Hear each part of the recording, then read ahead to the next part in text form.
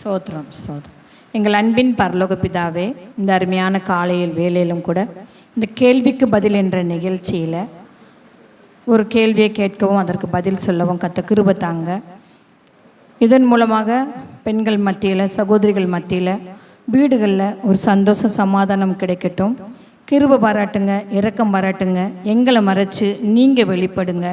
உங்கள் நாமம் மகிமைப்படட்டும். நாங்கள் சிறுகணும், நீங்கள் பெருகணும். ஏசப்பா, தாழ்த்தி வெறுமையாக்கி உங்கள் பாதத்தில் ஒப்பு கொடுக்குறோம். மீட்பர் இரட்சகருமாகிய இயேசு கிறிஸ்துவின் இன்ப நாமத்தில் ஜெபம் கேளும் நல்ல பிதாவே, ஆமேன். ஸ்தோத்திரம். கர்த்தருக்கு ஸ்தோத்திரம். கர்த்தருக்கு ஸ்தோத்திரம். என்ன சிஸ்டர், எப்படி இருக்கீங்க? நல்லா. ரெண்டாவது செஷனுக்கு வந்துட்டோம். ஆமேன். இன்னைக்கு உங்ககிட்ட கேள்வி, இப்போ நடைமுறையில் நிறைய பேர் குடிப்பழக்கத்தில் இருக்காங்க. மெயினாக எப்படின்னா, சின்ன பிள்ளைகள், அதாவது 18 வயசுக்கு மேலே ஆம்பளை பிள்ளைங்களும் இருக்காங்க, பொம்பளை பிள்ளைகளும் இருக்காங்க. பிள்ளைங்க பேரண்ட்ஸை விட்டு வெளியே போய் அவங்க ஹாஸ்டலில் தங்கியிருக்காங்க. அவங்க பேரண்ட்ஸ் இல்லைங்கிற அவங்களுடைய தனிமை அவங்களுக்கு குடிப்பழக்கத்துக்கு நிறைய அடிக்ட் ஆகியிருக்காங்க. அதிலிருந்து அவங்க எப்படி விடுதலை பெறணும், நம்ம கர்த்தர்கிட்ட எப்படி ஜெபிக்கணும், பெண்களாகிய நம்ம அம்மா இருப்பாங்க, அக்கா இருப்பாங்க, தங்கச்சி அண்ணனுக்காக, இப்படி நிறைய பேர் வேதனையோடு இருப்பாங்க. நிறைய பேர் இருந்துக்கிட்டு இருக்காங்க. நியூஸ்லேயே நம்ம பார்க்கோம், நிறைய பேரண்ட்ஸ் சொல்கிறத கேட்குறோம். அவங்களுக்காக நம்ம கர்த்தர்கிட்ட நம்ம எப்படி ஜெபிக்கணும், பெண்களாகிய நாம் வீட்டில் இருந்துக்கிட்டு நம்ம எப்படி ஜெபிக்கணும், அதில் எப்படி விடுதலை பெற முடியும் அப்படிங்கிறத நீங்கள் இன்றைக்கி ரெண்டாவது கொஸ்டின் நம்ம கேட்குறோம். நீங்கள் அதுக்கு பதில் சொல்லுங்கள். கர்த்தருக்கு ஸ்தோத்திரம். உண்மையாகவே இது ஒரு அருமையான ஒரு கொஸ்டின். இந்த காலகட்டத்திற்கு தேவையான ஒரு கொஸ்டின். இதற்கு பதில் நமக்கு கட்டாயமாக கிடைக்கணும். ஏன்னா இந்த உலகத்தில் இப்போ இந்த மதுபானத்தினால தான் அநேக பிள்ளைகள், அவங்க சொன்ன மாதிரி வாலிப பிள்ளைகள், இந்த வெளியே போகிற பிள்ளைங்க, அநேக பிள்ளைங்கள் வாலிப பிள்ளைங்கள்லேருந்து ஸ்கூலுக்கு போகிற பிள்ளைங்க கூட இப்போ நம்ம கேள்விப்படுறோம்.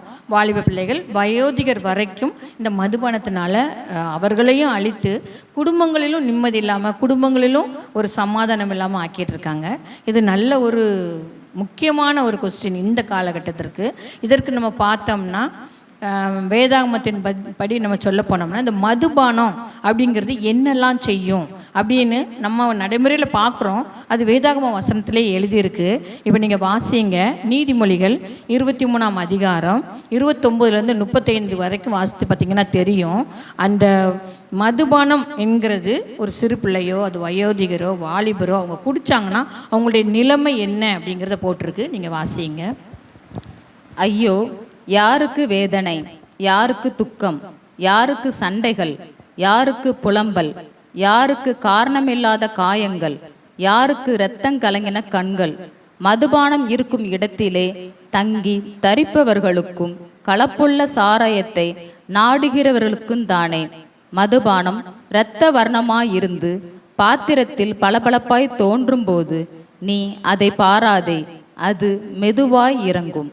முடிவிலே அது பாம்பை போல் கடிக்கும், விரியனை போல் தீண்டும். உன் கண்கள் பரஸ்திரீகளை நோக்கும், உன் உள்ளம் தாறுமாறானவைகளை பேசும். நீ நடுக்கடலிலே சயனித்திருக்கிறவனைப் போலும் பாய்மரத்தட்டிலே படுத்திருக்கிறவனைப் போலும் இருப்பாய். என்னை அடித்தார்கள், எனக்கு நோகவில்லை. என்னை அறைந்தார்கள், எனக்கு சுரணை இல்லை. நான் அதை பின்னும் தொடர்ந்து தேட எப்பொழுதும் விழிப்பேன் என்பாய். ஸ்தோத்திரம். இந்த வசனத்தை நீங்கள் வாசித்தீங்கன்னா, சகோதரிகளாக நீங்களும் இந்த வசனத்தை எடுத்து வாசித்து பாருங்கள். இந்த மதுபானம் குடித்தவர்களுடைய நிலைமையை போட்டிருக்கு அந்த இடத்துல.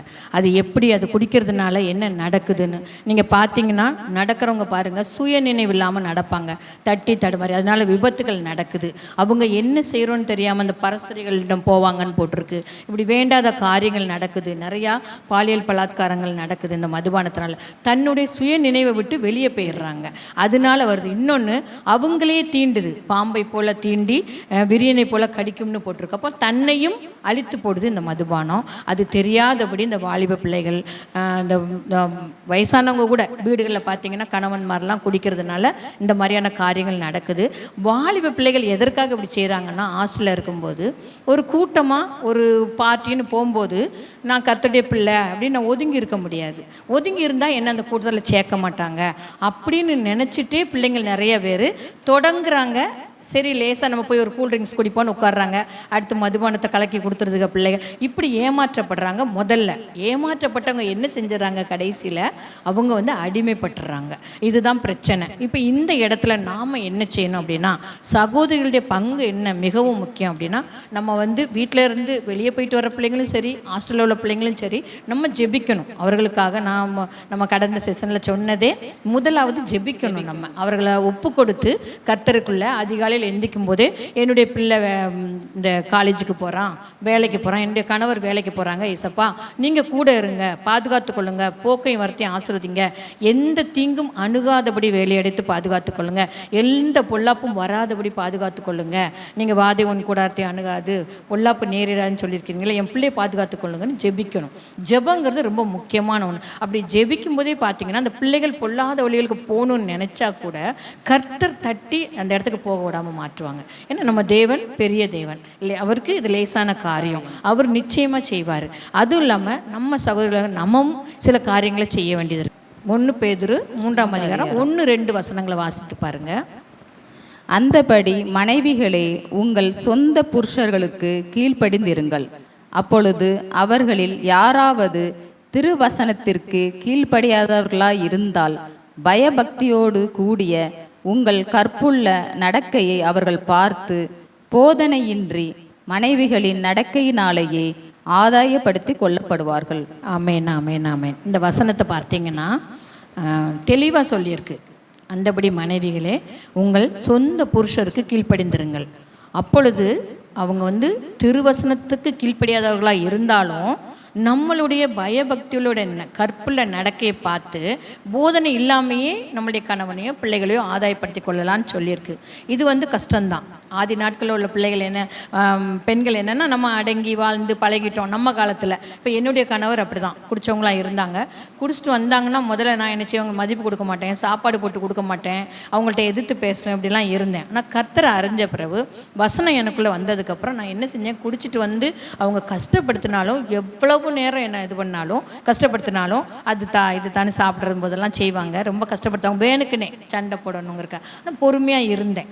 என்னால் முடிஞ்ச அளவுக்கு பொறுமையாக இருந்தேன். அவங்களுக்கு செய்ய வேண்டிய பணிவிடை செஞ்சேன், அவங்களுக்கு கொடுக்க வேண்டிய மதிப்பை கொடுத்தேன். கர்த்தர் வந்து திருத்தி கொடுத்தாங்க. இன்றைக்கி அவங்க ஒரு ஊழியக்காரங்களாக இருக்க முடியாது, கர்த்தர் கிருபை செஞ்சுருக்காங்க.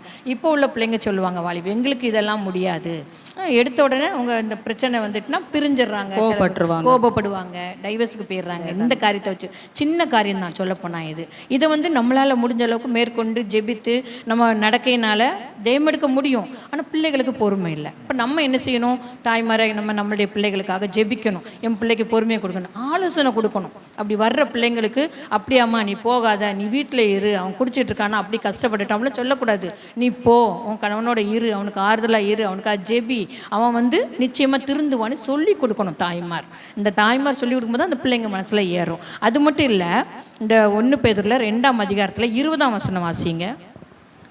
நீங்கள் குற்றம் செய்து அடிக்கப்படும் போது பொறுமையோடே சகித்தால் அதனால் என்ன கீர்த்தி உண்டு? நீங்கள் நன்மை செய்து பாடுபடும் போது பொறுமையோடே சகித்தால் அதுவே தேவனுக்கு முன்பாக பிரீதியாயிருக்கும். இது எப்படின்னா, நீங்கள் இந்த வசனத்தை நல்லா ஆழ்ந்து நீங்கள் வாசித்து பார்த்தீங்கன்னா தெரியும். இப்போ ஒருத்தவங்க குடிச்சிட்டு வராங்க, அவங்களுக்கு எதிராக நம்ம பேசுவோம், அவங்க ஒரு வார்த்தை பேசினா நம்ம 10 வார்த்தை பேசுவோம், அந்த இடத்துல பிரச்சனை வரும், சண்டை வரும், அவங்க அடிப்பாங்க, கஷ்டப்படுவோம். அப்போ அந்த இடத்துல கர்த்தர் என்ன செய்கிறாங்க, அவங்க குற்றம் செய்திருக்காங்களோ நம்மளும் அதற்கு எதிராக குற்றம் செய்தோம்னா அந்த இடத்துல ஒரு பிரயோஜனம் இல்லை. ஆனால் நம்ம நன்மை செய்யணும்னு போட்டிருக்காங்க கர்த்தர். அவங்க வந்து குடிச்சிட்டு வந்து பிரச்சனை உண்டாக்கணும்னு வந்தாலும் நம்மளால் முடிஞ்ச நன்மையை அவங்களுக்கு செய்யணும், அவங்களுக்கு அன்பு செலுத்தணும், அவங்களுக்கு பணிவிடை செய்யணும். இதெல்லாம் எப்படி முடியும் ஒரு குடிச்சிட்டு வந்து அடிக்க வர்ற மனுஷன்ட்ட அப்படின்னா, நம்ம ட்ரை பண்ணி நம்ம செய்யும் பொழுது கர்த்தரே சொல்கிறாங்க, தேவனுக்கு முன்பாக பிரீதியாக இருக்கும்னா நம்ம செய்கிற இந்த போதனையின்றி நம்மளுடைய நடக்கையினாலேயே ஆதாயப்படுத்தி கொள்ள முடியுங்கிறது இப்படி தான். நம்ம பொறுமையோடு இருந்து கர்த்தருக்குள்ளே இருந்து நம்ம நடக்கையினால் அவங்கள வந்து ஜெயம் எடுக்க முடியும், அவங்க இருதயத்தை ஜெயம் எடுக்க முடியும். அப்போ நம்ம அன்பு செலுத்தும் போது இனி இவளை அடிக்கக்கூடாதுன்னு முதல்ல வரும், அடுத்து இனி குடிக்கக்கூடாதுன்னு வரும், அடுத்து திருந்துவாங்க, கர்த்தருக்குள்ளே வளர்ந்து பெறுவாங்க. கர்த்தருக்கு ஸ்தோத்திரம். ஆமேன். ரொம்ப நன்றி சிஸ்டர். நீங்கள் வசனங்கள் மூலமாக எப்படி வந்து போதையில் அடிமைப்பட்டவங்களுக்கு ஜெபிக்கணும், பொறுமையாக இருக்கணும்னு முதல்ல சொல்லி கொடுத்துருக்கீங்க, அன்பாக இருக்கணும்னு சொல்லியிருக்கீங்க.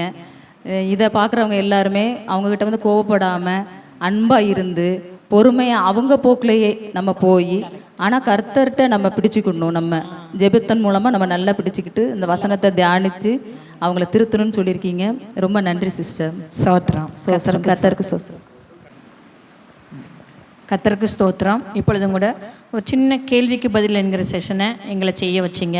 இதை பார்க்குற இந்த யூடியூப்பில் பார்க்குற ஜனங்கள், அவங்களுடைய பிள்ளைகள், கணவன்மார் குடித்தவங்க இருந்தாங்கன்னா துக்கப்பட்டு அப்படியே மடிந்து விடாதபடிக்கு அவர்களுடைய காரியங்களில் இந்த வசனத்தை தியானித்து அதன் மூலமாக நடந்து பிள்ளைகளையும் கணவரையும் ஆதாயப்படுத்தி கொண்டு கர்த்தருக்கென்று வாழ்ந்து கர்த்தருடைய வருகையில் காணப்பட கர்த்தர் கிருபை செய்யுங்கப்பா. இன்றைக்கு இந்த வசனத்தை கேட்கிற ஜனங்களுடைய வீட்டில் குடிப்பழக்கத்தினால கஷ்டப்படுற பிள்ளைகள், கணவன்மார், ஜனங்கள் இருந்தால் இயேசுவின் நாமத்தில் விடுதலையாகட்டும். தாழ்த்தி வெறுமையாக்கி உங்கள் பாதத்தில் ஒப்பு கொடுக்குறோம். மீட்பு இரட்சகருமாகிய இயேசு கிறிஸ்துவின் இன்ப நாமத்தில் ஜெபம் கேளும் நல்ல பிதாவே. ஆமேன், ஆமேன், ஆமேன். ஸ்தோத்திரம்.